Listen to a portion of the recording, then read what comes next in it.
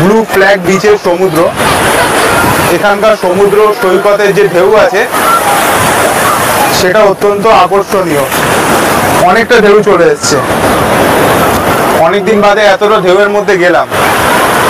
ঢেউয়ের গতি খুব সুন্দর। তো এখানকার ব্লু ফ্ল্যাগ বিচের যে সমুদ্র সৈকত এটা অত্যন্ত আকর্ষণীয়। আর সমুদ্রের ঢেউয়ের তীব্রতা প্রচন্ড পরিমাণে বেশি।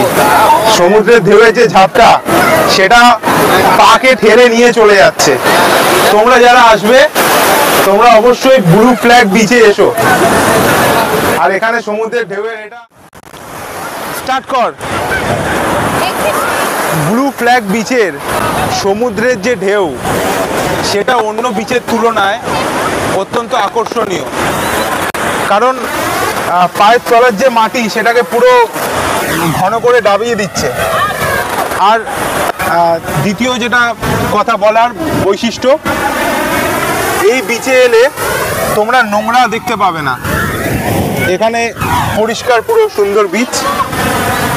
তো যারা আসতে চাও এই বিচে তারা অবশ্যই এই বিচে একবার হলেও এসো, তোমাদের ভালো লাগবে এই বিচে এলে।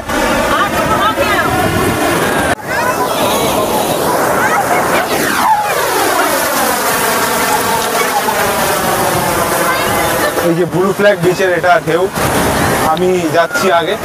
ব্লু ফ্ল্যাগ বিচের সমুদ্রের গভীরতা অত্যন্ত সুন্দর এবং এখানকার যে ঢেউয়ের বৈশিষ্ট্য সেটা স্বর্গদ্বার এবং চক্রতীর্থ রোডের তুলনায় অনেকটা বৈচিত্র্যময়।